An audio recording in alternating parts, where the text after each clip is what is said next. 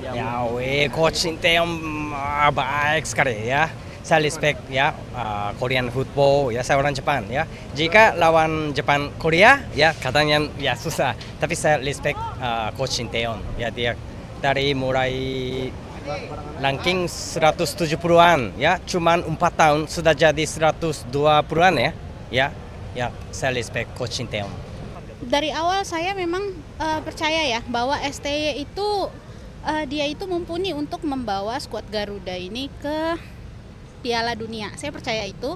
Dan kalau ada orang yang ngomong STY out itu, menurut saya orang-orang yang cuman pengen menangnya aja. Indonesia ketika menang, tapi giliran kalah, apalagi kita kemarin kalahnya itu adalah sama raksasa Asia ya, sama Jepang gitu, dengan skor yang lumayan telak ya, 4-0 gitu.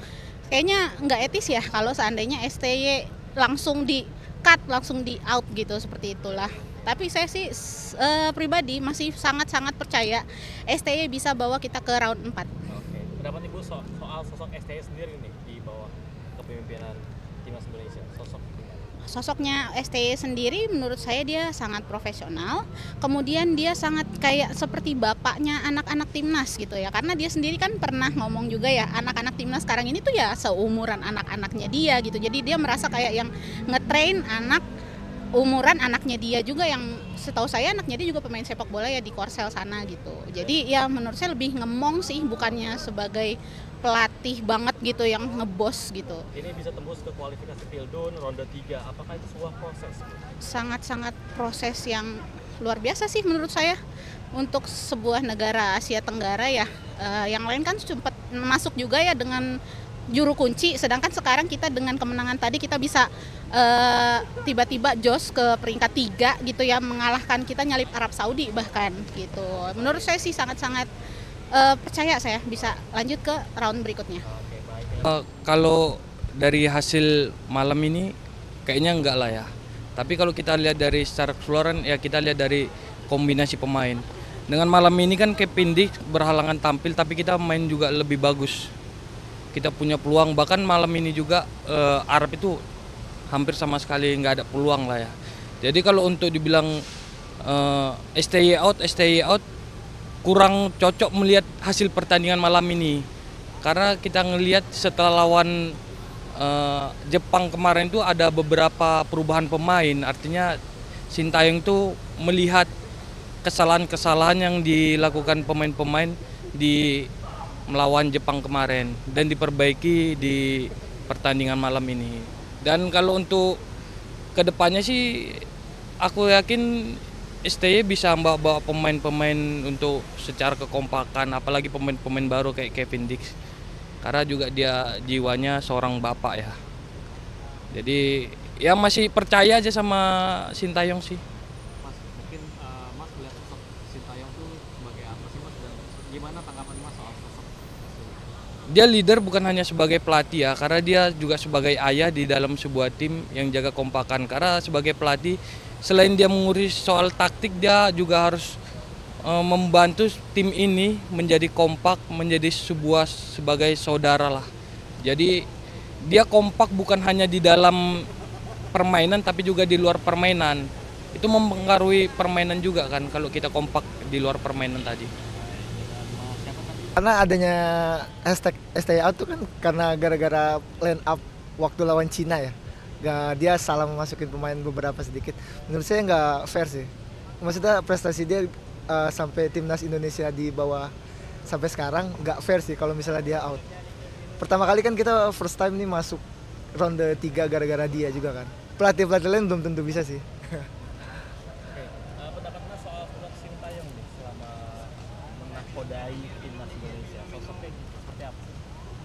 Humble sama keras juga sih kelihatannya. Kayaknya dia keras ke pemain tapi agak sedikit humble juga. Dan Mas tadi kan ngomong melihat progresnya timnas Indonesia ya. Nah, bagaimana Indonesia di bawah kepelatihan STY? Bagus sih, cuman ya namanya pelatih baru beberapa tahun ya harus ada proses lah. Nggak mungkin instan juga sih. Tapi kita lihat pasti masuk Piala Dunia. Mas Diki, terima kasih. Siap. Kalau menurut saya rada kurang ya, soalnya lawannya juga Jepang kan.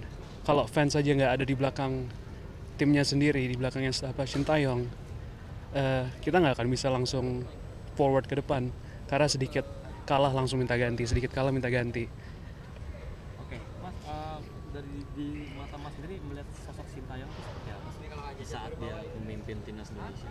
Sosoknya seperti apa? Yang saya lihat sosoknya lebih kayak orang tua dari anak-anaknya pemain ya. Jadi lebih suasana kekeluargaan di timnasnya. Jadi nggak ada jenjang antara bos dengan pemain-pemain. Itu yang dibutuhin sebenarnya dari semua tim kan. Kita udah hampir 3 tahun lebih atau 4 tahun gitu ya STY menakodai timnas Indonesia. Bagaimana Mas melihat timnas Indonesia di bawah kepelatihan STY? Gimana progresnya? Jujur bangga. Saya bela-belain datang dari Australia untuk nonton timnas. Dari semua home game, alhamdulillah dicoba untuk datang ke sini. Artinya Sebangga itu. Bener-bener saya gemeter ngomong masalah timnas. Oke, baik Mas Syarif, terima kasih. Terima kasih. Biasalah supporter Indonesia kan kalau misalkan Indonesia lagi dalam keadaan kalah, carut marut, langsung keluar semua STY out, ganti pelatih dan lain sebagainya. Tapi kan sebenarnya semua itu butuh proses. Dan proses Indonesia sekarang ini sebenarnya proses yang mendekati dari keberhasilan. Karena udah sejauh ini, sekarang Indonesia udah ada di peringkat 3 di klasmen grup yang sekarang ronde ketiga ini. Jadi peluang untuk ke Piala Dunia ini masih ada, asa itu masih ada. Mas, kalau dari kacamata Mas, Ya. sosok Sintayong itu seperti apa sih Mas? Dia pelatih yang luar biasa ya. Jadi sepengetahuan saya, cerita dari orang dalam timnas itu Sintayong benar-benar ketika ada pemain yang telat 5 menit saja udah langsung dapat hukuman, dan hukumannya untuk satu tim. Jadi sedisiplin itu beliau. Ya, luar biasa disiplinnya, secara taktikal juga bagus. Mas, ini udah bertahun-tahun kita dilatih. Ya. Bagaimana Mas melihat progresnya sejauh ini? Significantly ada peningkatan Indonesia. Jadi dari peringkat FIFA aja dari sebelumnya 170 sekian, sekarang udah 130. Udah ada peningkatan sekitar 40 peringkat kan. Dari peringkat sudah naik, kemudian dari segi prestasi juga timnas udah mulai banyak prestasinya, dan secara tahapan Piala Dunia pun udah jauh. Belum pernah ada timnas, even kali ini timnas gagal lolos ke Piala Dunia pun, ini adalah prestasi terbaik timnas. Oke. Terima kasih. Tidak ya, karena menurut saya sih Sintayong membangun fondasi sepak bola Indonesia.